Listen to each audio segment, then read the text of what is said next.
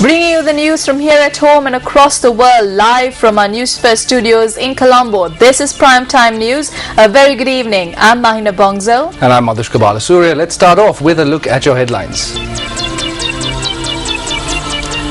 Opposition MPs obstructed during their visit to the Sapugaskanda oil refinery.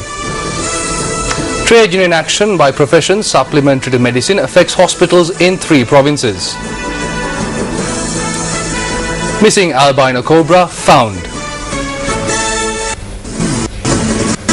Navanuge Road in Palyagoda to be renovated.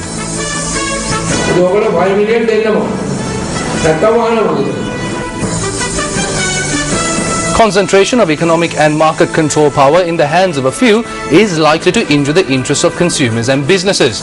A statement by the former chair of the Ceylon Chamber of Commerce, Chandra Jayaratna.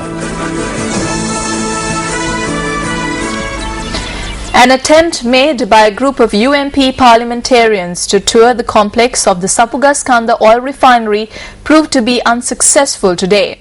The parliamentarians failed to enter the premises as they were obstructed by a group of protesters who gathered at the location. A group of 10 UNP parliamentarians arrived at the Sapugaskanda oil refinery in a bus to engage in an inspection tour. A large group of people, inclusive of trade union activists who were present outside the refinery, protested against the arrival of the parliamentarians.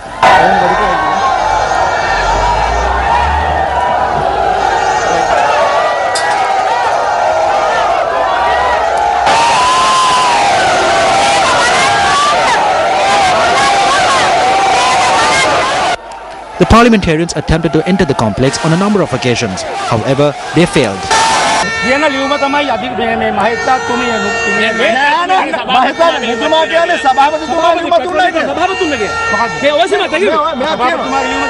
Avoid any kind of unrest in Sapuga.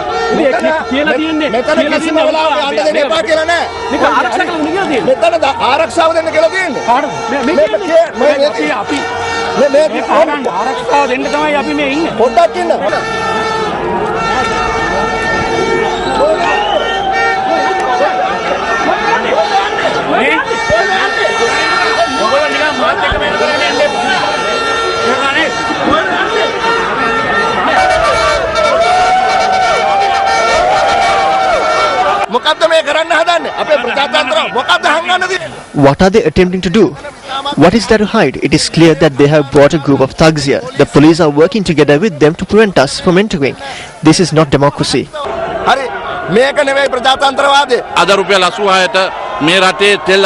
You could import oil into the country at 86 rupees. You could produce oil at a cost which is lower than that through this refinery. They currently sell their products at 162 rupees when we question the manner in which the people are being ripped off. People who are not even employees come here and obstruct us. No one has the right to obstruct the rights of parliamentarians. We will not be deterred by these acts. We will continue to move forward.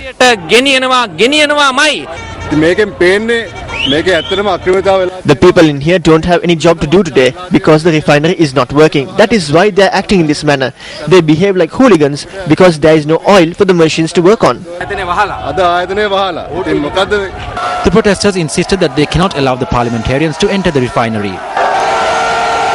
From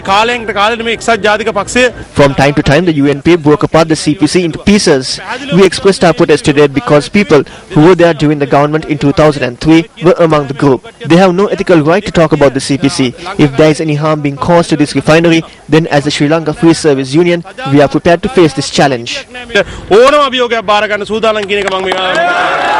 Following continuous protests, the UNP parliamentarians moved away from the area.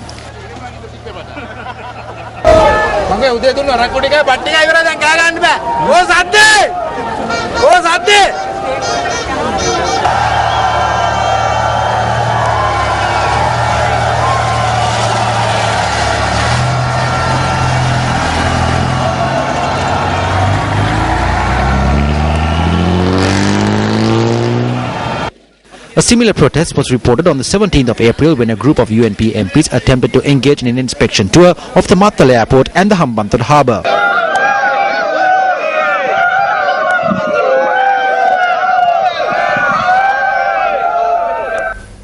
Views were also expressed in this regard during the cabinet media briefing held today.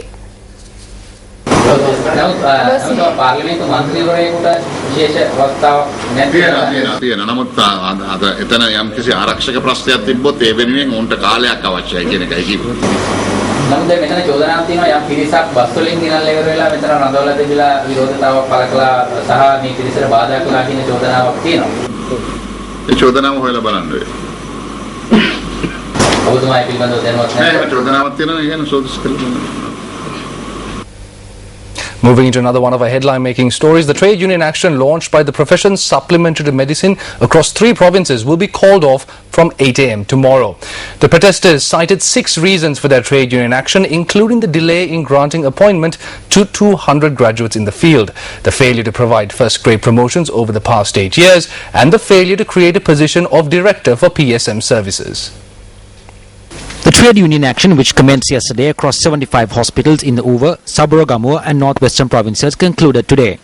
Today, the trade union action was carried out across 21 base hospitals and 62 district hospitals in the western, southern and central provinces. However, the trade union action is not in effect at the Lady Ridgeway Hospital for Children, the Castle Street Hospital for Women, the Zoisa Hospital, the Maharagama Cancer Hospital, the Ketumati Hospital in Panadura and the Specialized Children's Hospital in Peradeniya. Around 300 health workers attached to professions supplementary to medicine at the National Hospital are taking part in the trade union action, causing disruptions in services such as laboratory tests, X-ray tests and physiotherapy tests. Prescriptions were not released to patients who arrived at the clinics and OPD for treatment. We were told to come for an X-ray. They told us it's closed today and to watch the news and come again. We have implemented a program to minimize the inconvenience caused to the patients. We have utilized the private sector for laboratory tests and radiation tests. Josesala will release prescriptions for patients who arrive at the clinics and the OPD. Services at the Kalubovila Hospital too were hampered as close to 200 workers attached to professions supplementary to medicine took part in the trade union action.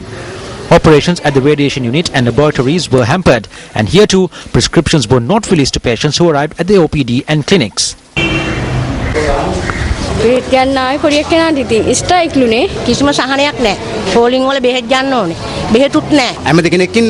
There is a minister and deputy minister for this sector. Instead of holding talks with them, we are put in this situation. It is very unfair. We are the ones suffering. They told me to get my medication from the pharmacy. I'm a patient with chest pains. I don't even have money to buy medicine. Why are they doing this to us? The Joint Council of Professions Supplementary to Medicine said that around 250 workers at the Karapitia Teaching Hospital are taking part in the trade union action. However, one counter was open for patients to receive prescriptions from the clinics and the OPD. Director of the Karapitia Teaching Hospital, Dr. Shelton Pereira, said that measures have been taken to utilize the private sector for X-ray services and other tests. Patients who arrived at the clinics and the OPD at the Mathura General Hospital were also affected by the trade union action. Around 150 workers at the hospital are taking part in the trade union action. Operations at the Hambantota General Hospital were also disrupted as a result of this trade union action. Patients were severely inconvenienced as there were no clinical and laboratory services available. The trade union action is also in effect at the Kandy General Hospital. Over 250 workers attached to professions supplementary to medicine refrained from taking part in their routine duties today.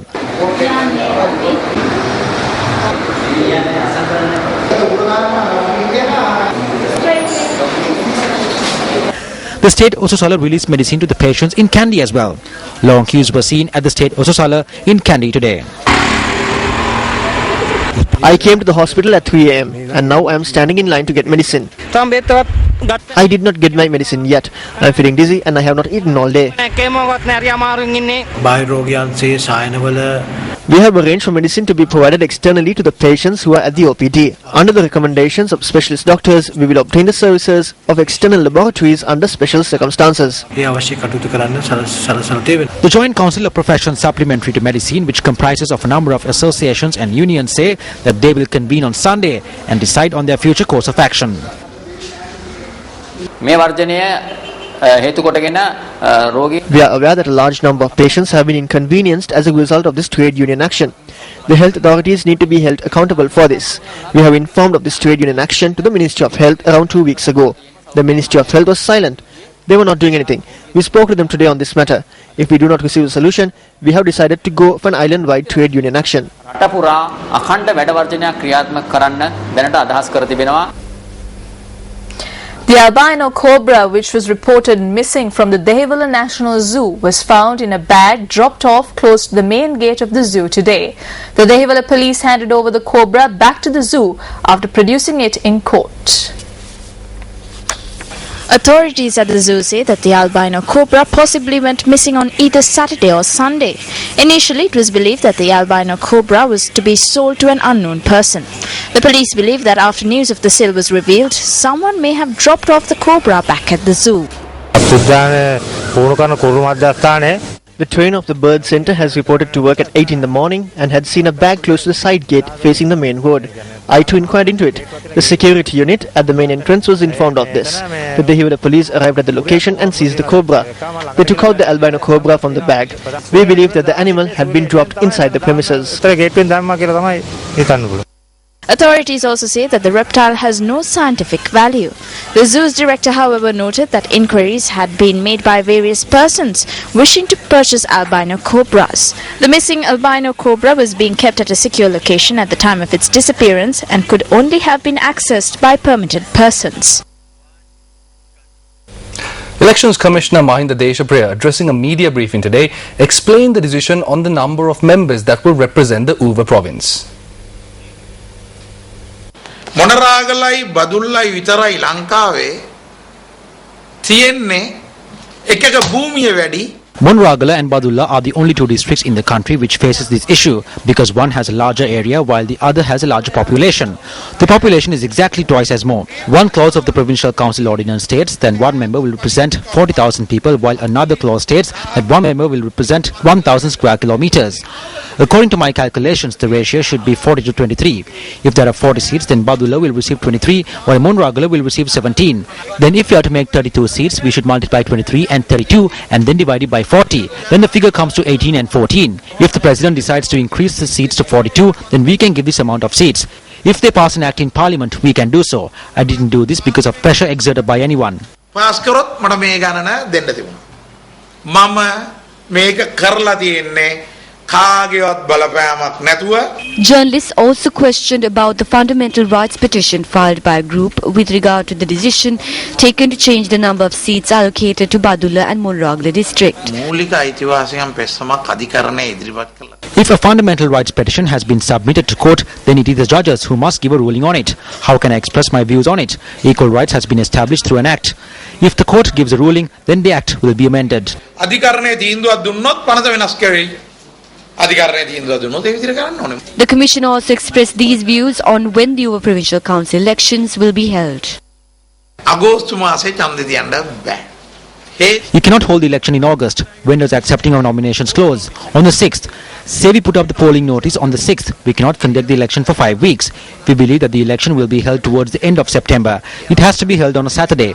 We will inform you on the 6th, soon after we inform the GAs concerned. The election results will be released from Badulla. මේ ප්‍රතිඵල නිකුත් කිරීමේ කටයුතු කරන්නේ බදුල්ලේ. Leader of the Democratic Party, Sarath Fonseca, speaking to reporters, expressed the following views. මැතිවරණ කොමසාරිස් තුමා සුපුරුදු පරිදි As usual, the Elections Commissioner is making various statements. We understand that the Elections Commissioner is attempting to prepare the road for the ruler of the country. The population in Monragala is half the population in Badulla, so it is unfair if 14 seats are given to Monragala and 18 to Badulla. Anyone in the country knows that no matter how large that district is, 1/3 of the land belongs to the Yala National Park. Half of Monragala belongs to the Udawalava Forest Reserve. Cast aside the landmass, the elections is held for the votes of the people and not the animals. Every human and state employee needs to have common sense. If you do not have it, I wonder how this person is going to fulfill this responsibility for the people. ඒක නැත්නම් මට හිතා ගන්න බෑ මෙවැනි බාරදූර රාජකාරියක් රටේ ජනතාව වෙනුවෙන් වගකීමක් ඉෂ්ට කරන්න කොහොමද මේ පුද්ගලයා කියලා. Mervyn Serva, the Minister of Public Relations and Public Affairs, took part in a discussion with a group of businessmen at the Payaliguda Urban Council today. The discussion focused on the renovation of the Namanuge Road, which comes under the purview of the Payaliguda Urban Council. Individuals who own factories located on this road also took part in the discussions.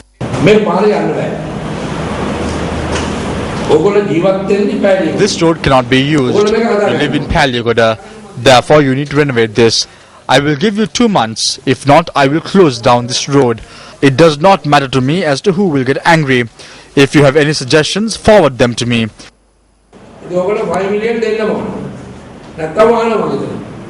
You have to provide 5 million rupees. If not, the road will be closed down. Kingsley says that it will cost 20 million rupees for the construction of this road. We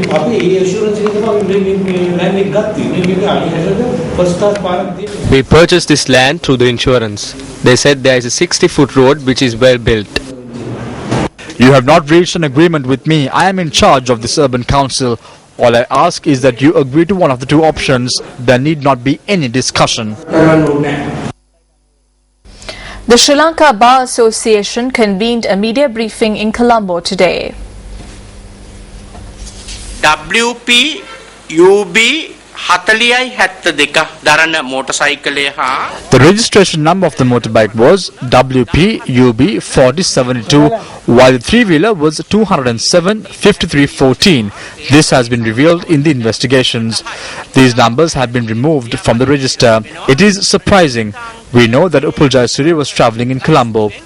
If the police go through this footage, they will be able to say whether Upul Jayasuriya is telling the truth or not. ඉතාලම පැහැදිලිව හොයාගන්න පුළුවන් උපුල් ජයසූරිය මහත්තයාත් අද්ද කියන්නේ කියලා.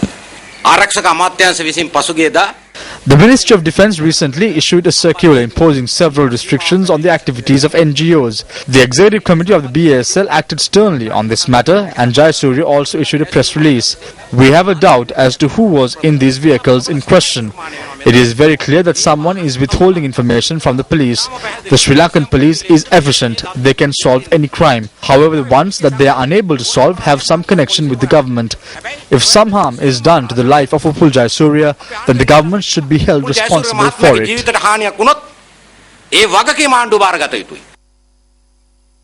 The National Movement for a Just Society, issuing a media release, condemns the incident where an unidentified group followed Upul Jayasuriya, the president of the BASL.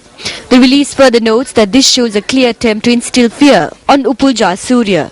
The movement points out that such acts of intimidation were reported in the recent past, adding that civil society activists were targeted through such acts. The media release also noted that the government had failed to carry out an investigation into the previous 5 incidents and add that it appears that the government is shirking away from its responsibility of ensuring the rule of law and justice prevails. The National Movement for a Just Society calls on the authorities to conduct an impartial investigation into the incident and reveals its findings to the public. Meanwhile, the Federation of University Teachers Association of FUTA has called on the government to ensure that security of attorney at law Upul Jayasuriya.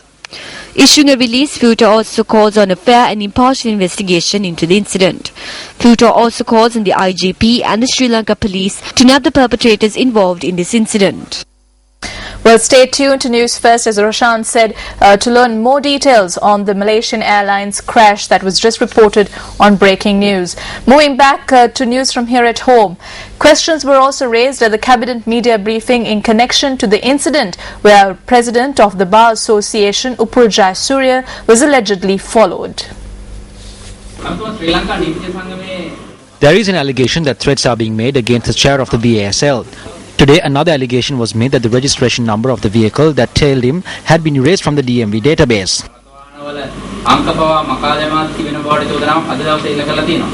නේ මම දැක්කා එහෙම මේ සම්බන්ධව ඔහු විසින් පැමිණිල්ලක් කරලා තිබෙනවා. වෙන සාකච්ඡාවක් කියලා දිනවල මේ කාරණේ සම්බන්ධයෙන්? රජයේ එහෙම එකකට සාකච්ඡාවක් දෙන්නේ මට අයිතියක් තියෙනවා. එහෙම සැකයක් තියෙනවා නම් ඒ සම්බන්ධව පැමිණිල්ලක් කරා. පැමිණිල්ල ගැන හොයා බැලීම ඒ ආයතනයේ මගකීම. former chairman of the Ceylon Chamber of Commerce, Chandra Jayaratne, says that concentration of economic and market control power in the hands of a few is likely to injure the interests of consumers and businesses. He expressed these remarks in a letter to the Deputy Director General of the Securities and Exchange Commission on the control of mergers and acquisitions by the SEC. The former chairman of the Ceylon Chamber of Commerce notes that concentration of economic and market control power in a few hands would also negatively impact on the growth and prosperity of the nation and its people in the longer term, due to the inherent likelihood of such concentration leading to anti-competitive practices in an effort to obtain and maintain control. Chandra Jayaratne calls on the Securities and Exchange Commission to inform all stakeholders of society of the securities rules and regulations applicable and the effective enforcement processes in place within the Securities and Exchange Commission in dealing with mergers and acquisitions that give rise to the concentration of economic power and market control opportunities. His letter goes on to state that if no such regulations and enforcement processes are in place to explain the rationale behind which and as to what strategic steps are being planned by the government and the relevant authorities to remedy such a situation. Now, journalists questioned Minister Kelly Rambukwala today about opposition allegations that Sri Lankan money is being deposited in Swiss bank accounts through the Seychelles. Journalists also questioned as to why a branch of a state bank was established in a country with only 89 Sri Lankans living in it. I really don't know what he is saying, because if he's saying that via Seychelles that the deposits have gone, then he should prove that. No, I mean, he should try and make a complaint if that is violating any, if it is violating exchange laws or exchange rules. I mean, just because one makes a statement, I'm not supposed to know all that what he's going to make and what is what is the rationale of the bankruptcy of branch in the Seychelles when there are only 89 living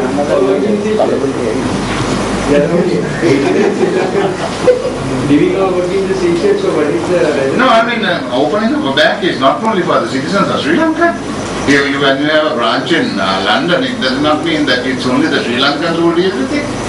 But generally, then the French bank that is operative in London, only the French people are dealing with that. Moving into other local news. A school principal who instructed the students of a class to each give a knock on the head to a girl was arrested by the police today. Our correspondent stated that the student is currently receiving treatment at the Polonnaruwa Base Hospital. The student who was victimized in this manner has been identified as Sitmini Sandanayaka, a grade 5 student of the Namalwewa Primary School. The police stated that this student was punished for missing out on school cleaning duties. The principal had directed her classmates to each give her a knock on the head as her punishment. A complaint in this regard was lodged with the Diabaduwe police outpost after the student came home after school and complained to her parents. Our correspondent stated that 3 other students were also punished in this manner. The sir told all of those who did not clean the class to come to the front and told us to give a knock on their head.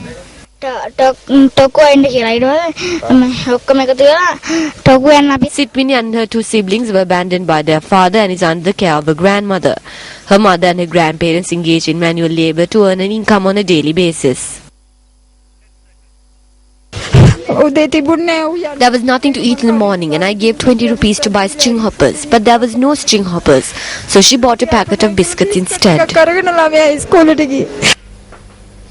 Amnesty International has called on the Australian government to return the 153 asylum seekers detained at sea for 3 weeks back to shore to have their claims processed. According to The Guardian, court documents have shown that the asylum seekers, around 37 of whom are understood to be children, are being held in harsh conditions on an Australian ship understood to be the customs vessel Ocean Protector. The claim documents submitted as part of an ongoing High Court challenge to the legality of asylum seekers' detention reveal they are being held in windowless locked rooms with no access to translators and with family groups being split up. Amnesty International, Australia's refugee campaign coordinator, Graham McGregor, is quoted as saying, "We have grave concerns at reports from lawyers that they must request permission to move from one room to the other and can only leave their rooms in the presence of a guard," unquote. He adds, quote, "Detaining men, women and children on a boat, locked in rooms without windows and severely restricting their communication with the outside world with no access to translators is inhumane." unquote. Today, the Australian government again refused to give details on the fate of the 153, but maintained they were in the good care of Australian customs. The UNHCR, the United Nations Refugee Agency, have voiced profound concern at the fate of those on board, with prominent Australian human rights barrister Julian Burnside describing the ongoing detention as an act of piracy.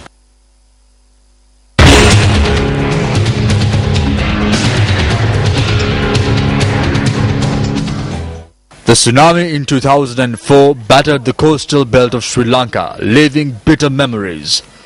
The tsunami wreaked havoc in the island and was an eye-opener for future construction activities.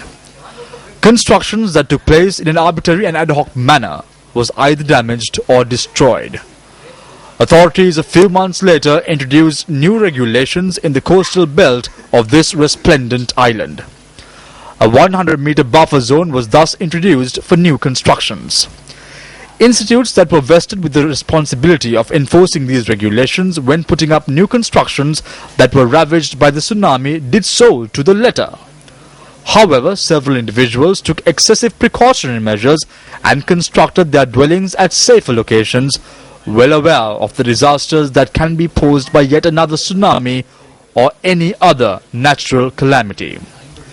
A number of constructions, including hotels that were constructed along the coastal belt in Koskoda, were destroyed by the devastating tsunami.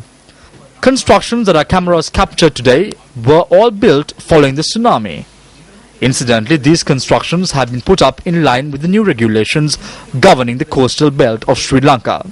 However, it is evident that this particular construction is taking place in the Hiduru area in Koskoda, violating the new regulation, and is a mockery to the Coastal Conservation Department.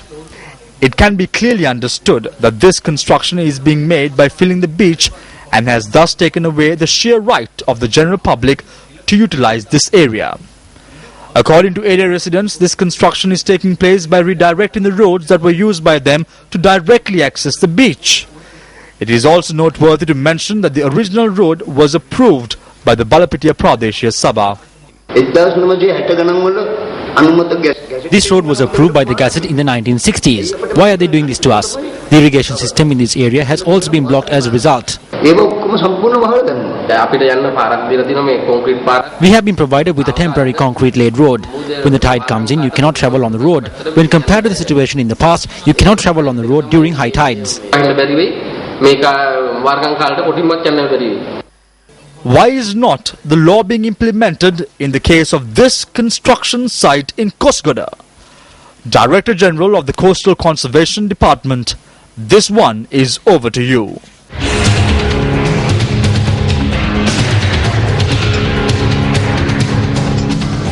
In sports news, it's cricket. A century by Jean-Paul Duminy guided South Africa to 455 in their first innings against Sri Lanka at Galle today. Now at stumps on day 2, batting in their first innings, Sri Lanka were 30 for no loss. There they go, the South African. South Africa resumed day 2 of the first test with an overnight score of 268 for the loss of 5 wickets. Overnight batsman Dale Steyn was the first to fall today as he was bowled out by Suranga Lakmal for just 3 runs. Quinton de Kock and JP Duminy powered the Proteas past 300, which also saw Quinton de Kock score his maiden Test 50. Not really well played. He was dismissed for 51 runs by Dilruwan Perera.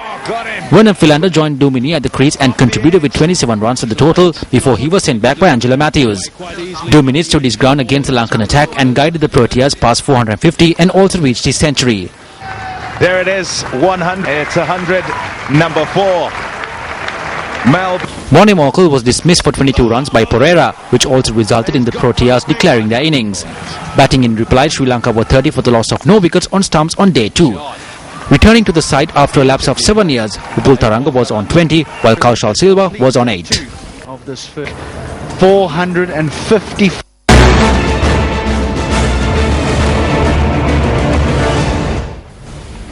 We'll wrap up tonight's news bulletin with a statement made by Democratic Party leader Sarath Fonseca at a media briefing held in Colombo today. Thanks for watching. Good night.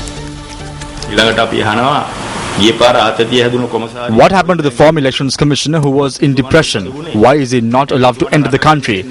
We would like to extend a warning to the current elections commission as well. he may have to go to Swaziland and live in secret, half naked. සැඟවිලා උඩුකය නිරුවතින් ජීවත් වෙන තමයි සිද්ධ වෙන්නේ.